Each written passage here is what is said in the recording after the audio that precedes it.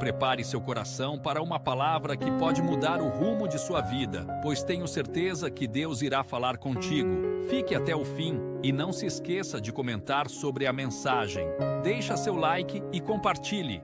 A humildade, ela começa na eternidade, ela não começa na terra. O primeiro ato de humildade, quem foi que deixou plantado em mim? Foi Cristo. É impossível a humildade começar na terra, porque foi no céu que ele se humilhou. Ele se humilhou para se tornar homem, ele se humilhou para descer. Guarda isso no seu coração, que isso vai te ajudar muito. Ele se humilhou para descer e agora você tem que se humilhar para subir. Pegou isso no seu espírito? Jesus se humilhou para descer. A Bíblia diz que ele abriu mão da sua glória.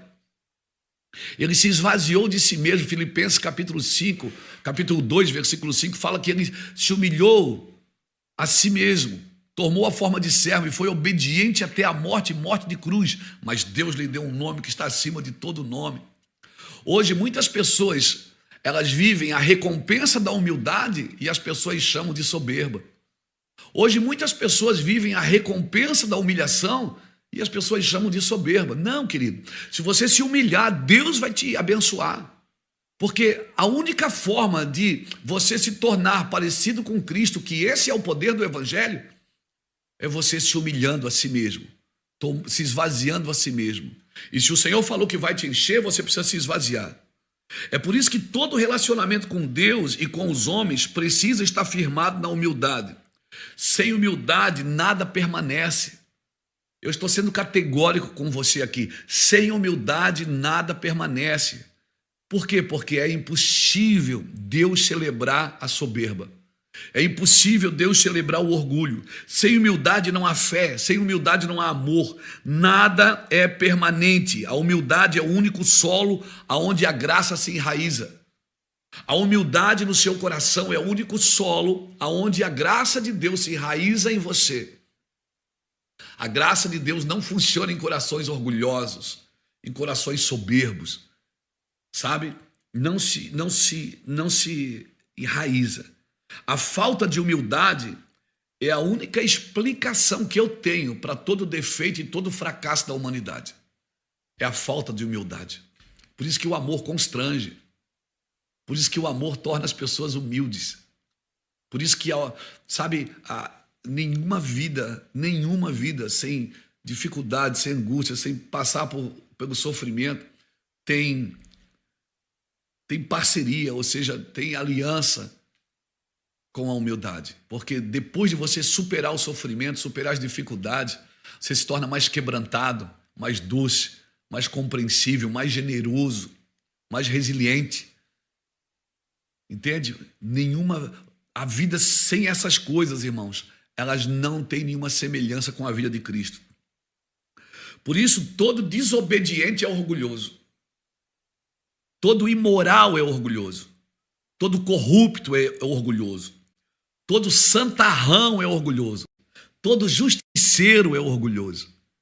Porque ele acha que pode fazer as coisas a partir de si, não a partir de Deus. Quando aquele povo em Babel, em Gênesis capítulo 11, eles não fizeram um túnel para descer para o inferno, eles estavam fazendo uma torre para chegar no céu. Eles queriam chegar a Deus, não queriam chegar ao demônio. Mas você não pode chegar a Deus por você. Você tem que chegar a Deus por Ele. Só por Ele você pode chegar. Só Ele pode gerar a pureza necessária para que você, então, busque a santidade que precisa. Mas se Ele não gerar a pureza, porque dele, por Ele, para Ele são todas as coisas, porque dele é a origem, por Ele é o processo, né?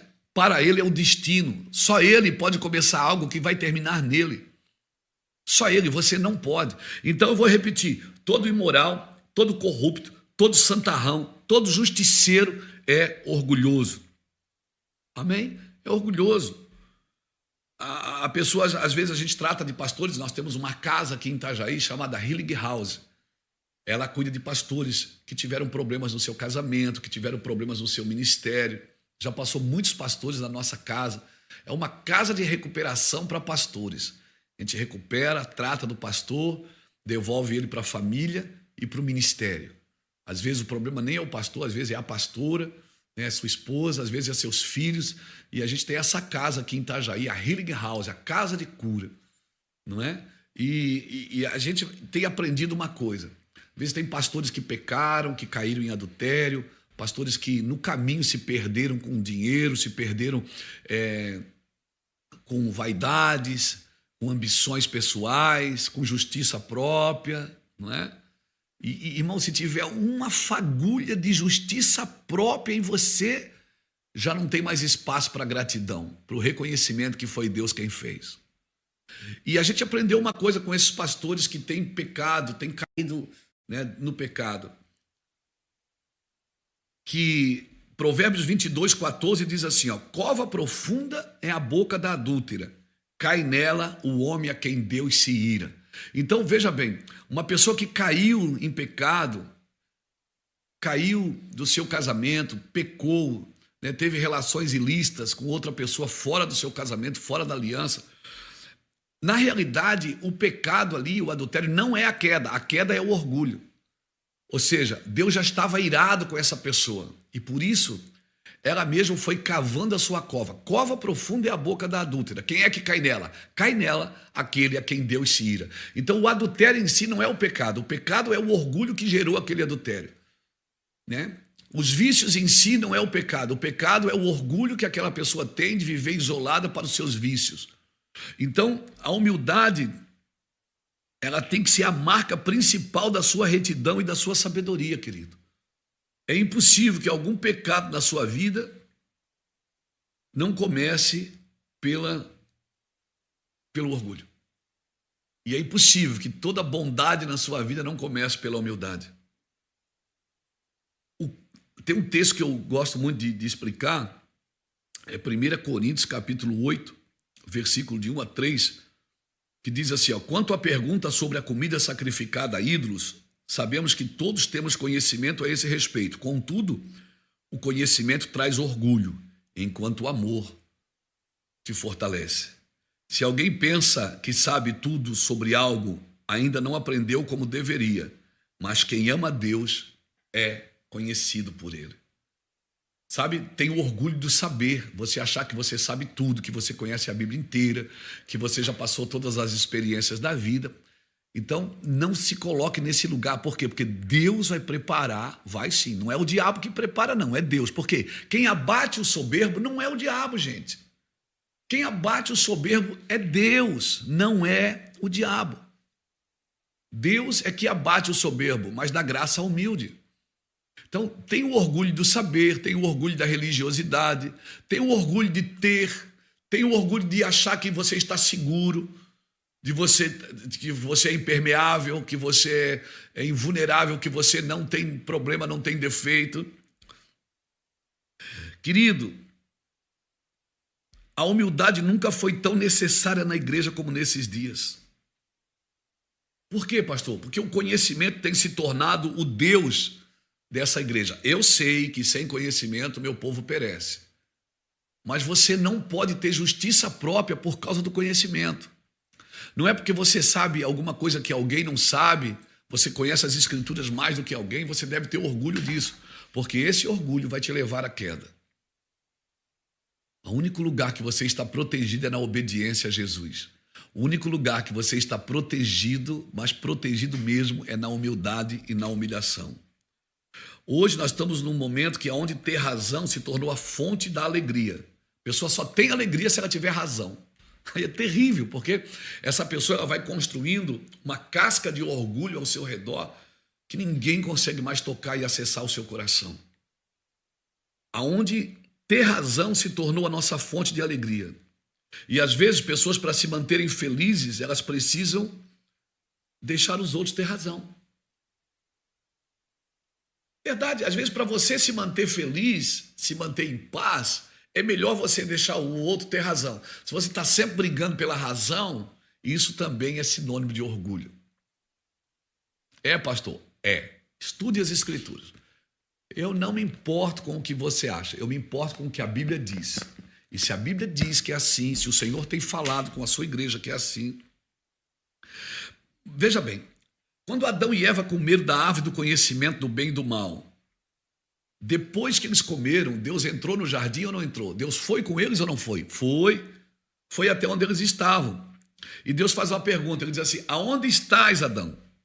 Porque depois que você come desta árvore do conhecimento do bem e do mal, eles estavam comendo da árvore da vida. Da árvore da vida você pode comer, mas da árvore do conhecimento do bem e do mal, porque ninguém quer o mal que está no bem. Ou melhor, a gente quer sempre o bem que está no mal. A gente quer sempre o bem que está no mal, querido. Eu acho isso fantástico. As pessoas buscam... Eu fiz uma anotação aqui, deixa eu ver se eu acho ela. As distrações das trevas têm usado crentes para tirar a igreja do seu propósito. E hoje fica difícil até de você dizer no meio da igreja, no meio dessa confusão sobre um propósito eterno. Porque existe uma geração que cresceu dentro da igreja, mas não buscou o Senhor como deveria. É uma geração que tem até orgulho de ser crente. Nós aqui dentro estamos protegidos. Não, você não está protegido. Aprenda uma coisa. O primeiro crime de homicídio aconteceu por causa de um culto. 2 irmãos, um deu um culto, o outro deu o outro. Deus recebeu o culto de Abel e não recebeu de Caim. E Caim, com inveja, ciúme, foi lá e matou seu irmão. Às vezes você tem que perceber se Deus está recebendo o seu culto, porque se Deus não estiver recebendo o seu culto, você vai ter inveja de quem está dando um culto perfeito. E qual é o culto perfeito? É aquele que está tudo perfeito, a luz está perfeita, o som está perfeito? Não, é aquele que as pessoas estão rendidas ao Senhor por um propósito eterno. Ninguém é perfeito, irmãos. Por isso Deus não busca pessoas perfeitas, busca sinceras. Eu não tenho que ser ideal, eu tenho que ser real. Real ao Cristo. A nossa geração, ela precisa ser mais exata. Nós falamos de tantas coisas que não fazem sentido, que não precisam ser faladas e não são úteis. Nós temos muito arrependimento, a gente quer gerar arrependimento na igreja pela ira.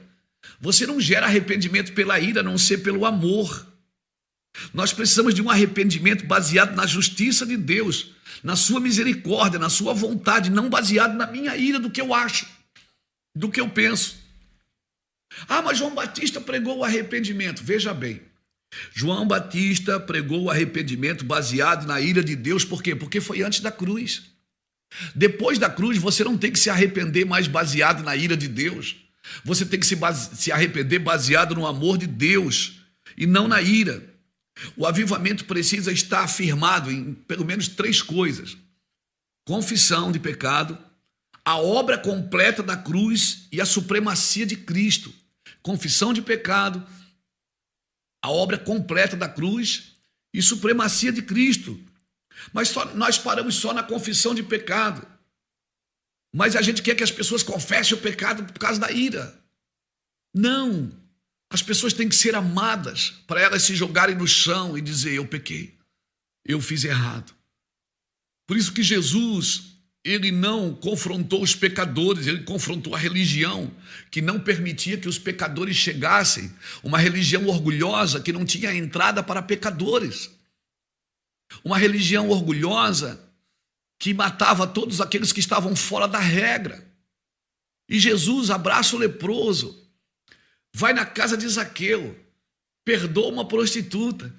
E a religião disse: ele não é profeta. Ele não é profeta por quê? Porque ele não se enquadrou no padrão religioso da religião. E não me peça para viver assim, porque eu não viverei assim. Eu não vou me enquadrar no padrão religioso da religião. Eu quero salvar os bons, as vítimas, e eu quero salvar os maus, os pecadores. E nós vamos salvar todos por Jesus, mas por amor, não por ira. Amém?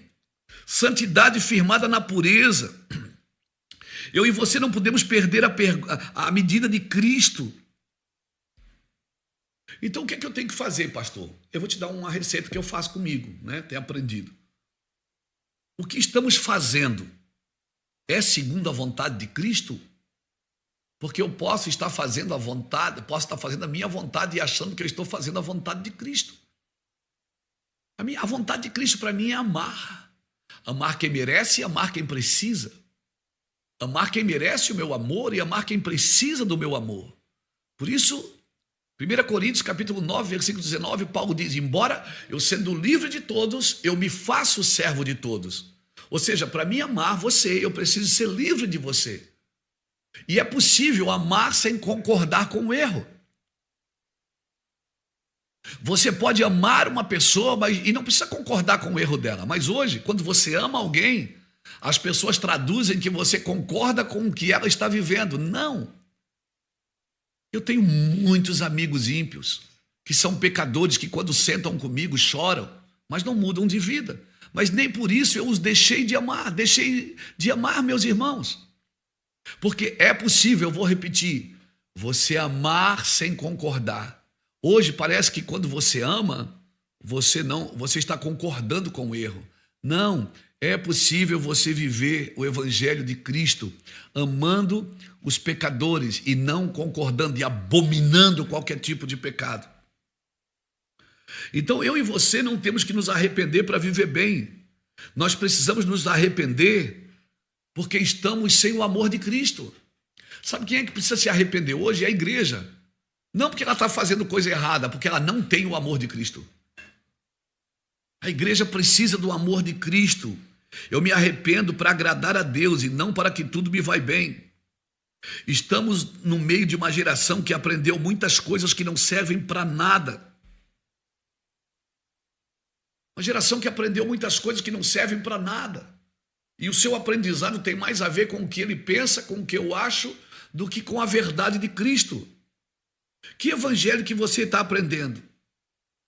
Porque se você não vem à cruz por causa do evangelho, você não sabe o que está fazendo.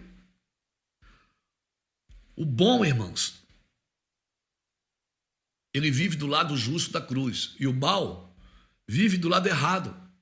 Mas a cruz é para salvar os dois. Olha o que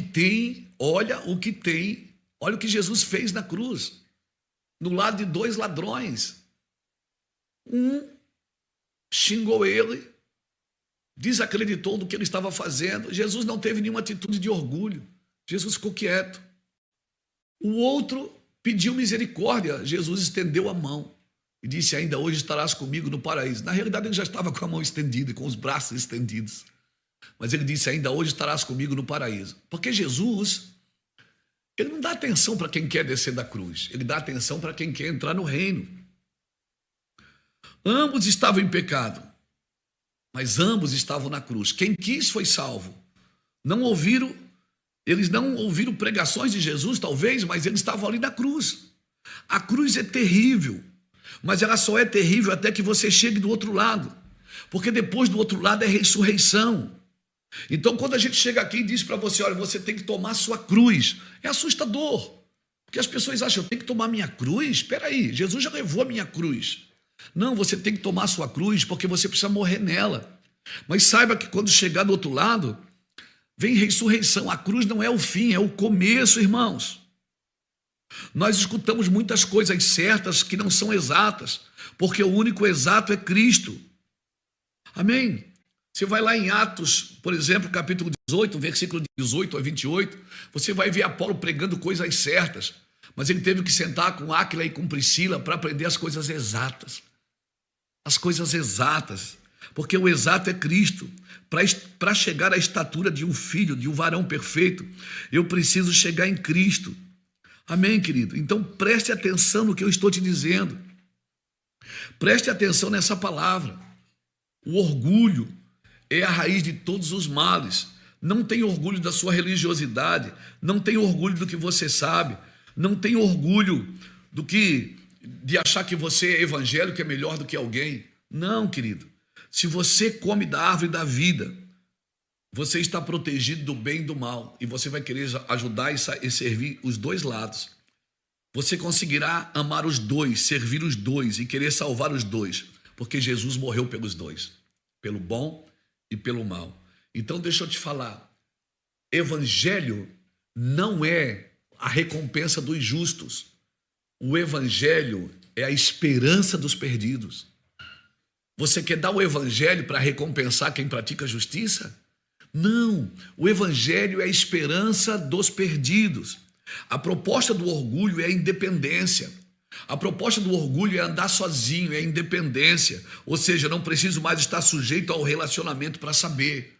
A proposta do orgulho diz que eu não preciso mais da igreja, que eu não preciso mais de ninguém falando perto de mim, eu não preciso de conselhos. Essa é a proposta do orgulho. E nós nunca vivemos uma geração tão desigrejada. Desigrejado para mim não é aquele que não vai à igreja. Desigrejado para mim é aquele que não acredita mais na ressurreição de Cristo, não acredita mais no arrebatamento, não acredita mais nas coisas eternas de Deus. Então eu quero decidir o que é bom e o que é mal.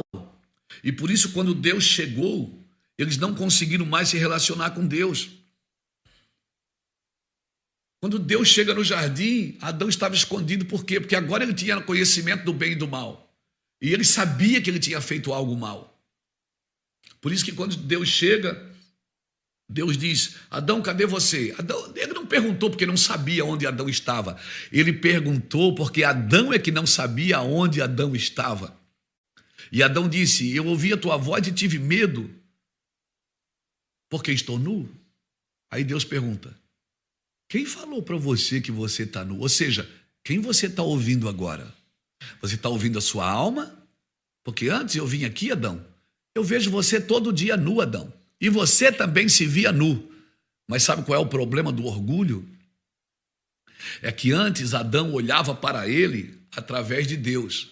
Agora ele quer olhar para Deus através dele, porque o senso de justiça própria diz para ele o que Deus perdoa e o que Deus não perdoa, o que Deus faz e o que Deus não faz. E isso é orgulho e você vai morrer por isso. Você vai se matar por isso.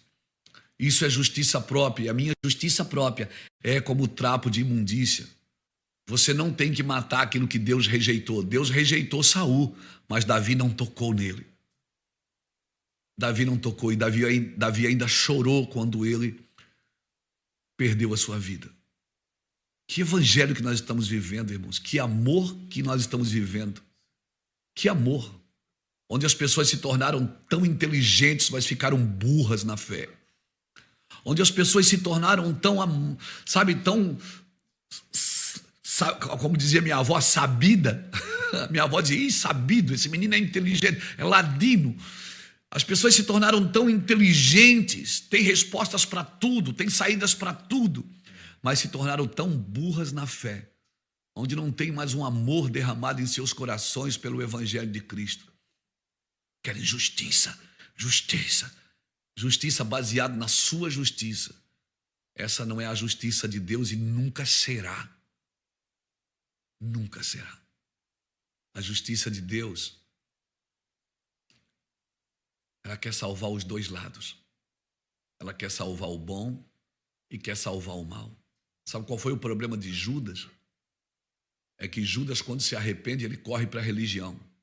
Ele foi devolver as moedas. E a religião pegou as moedas. A religião é tão religiosa, olha que frase, a religião é tão religiosa, que ela pagou pela traição. E depois, quando ela recebeu o dinheiro de volta, ela disse: não, nós não podemos devolver esse dinheiro para os cofres, porque seria uma abominação para Deus. Olha que gente suja. Olha que gente suja. Eles compraram um campo do arrependimento, campo da aflição, eu diria campo da religiosidade. E Judas se enforcou por quê?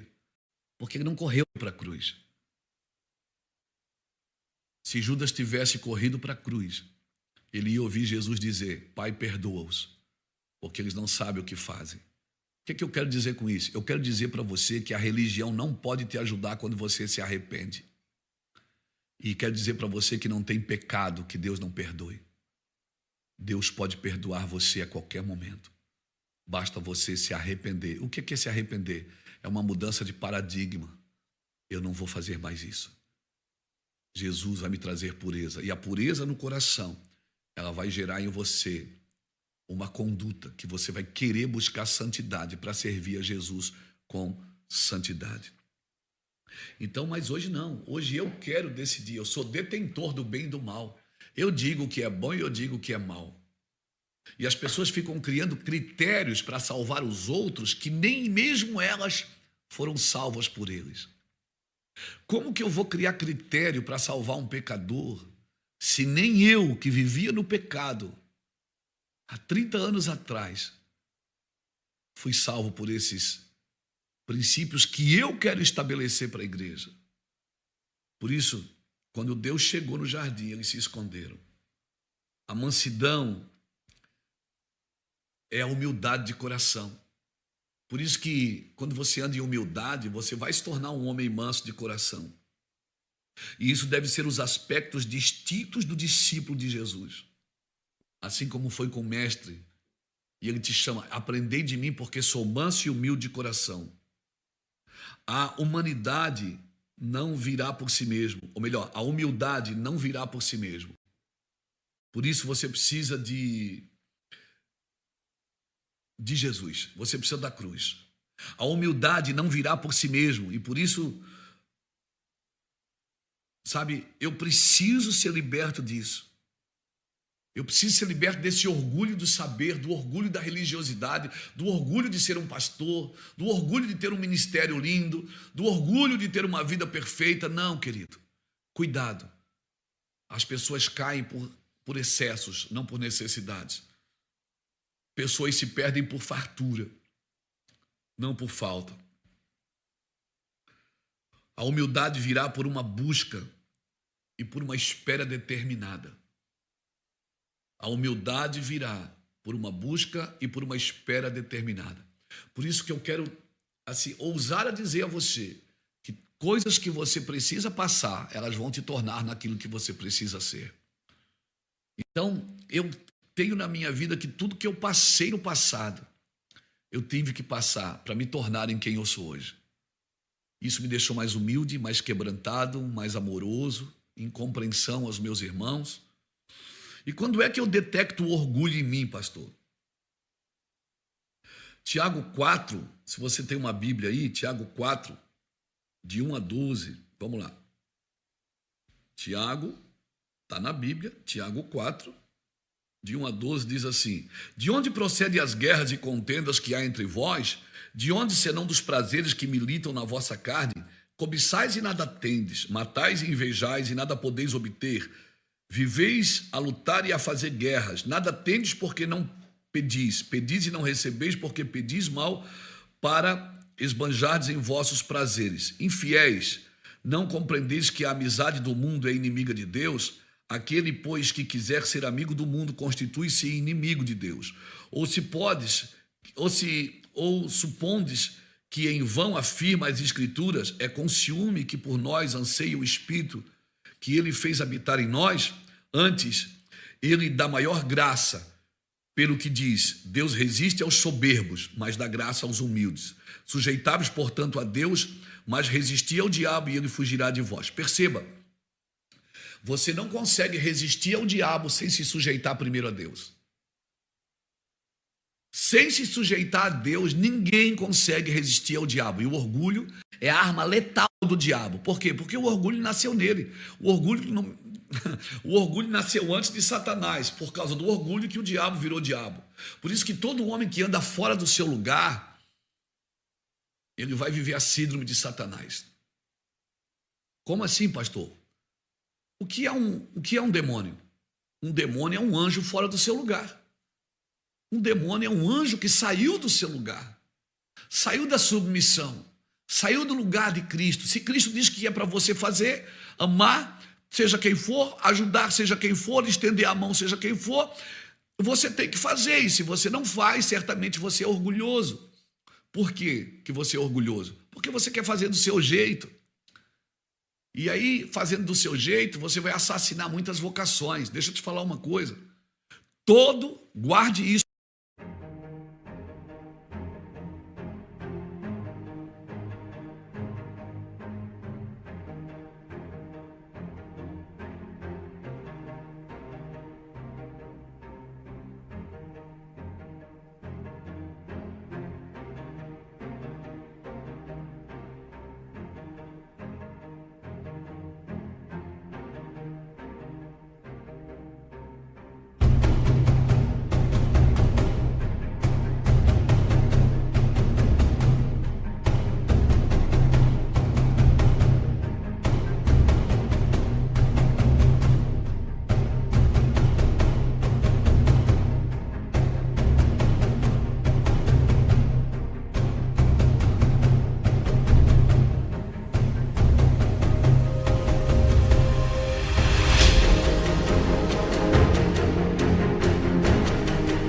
porque isso é real.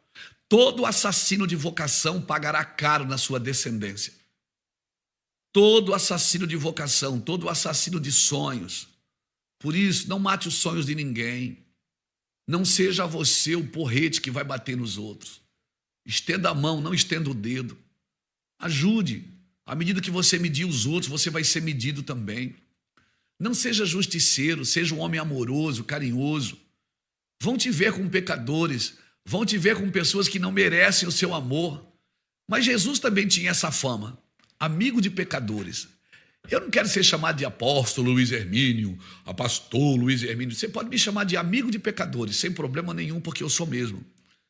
Eu tenho muitos amigos que são pecadores, que eu prego o evangelho para eles, que eles não me influenciam em nada, mas eu os influencio com a verdade do evangelho, com a cultura do reino e com a conduta da fé.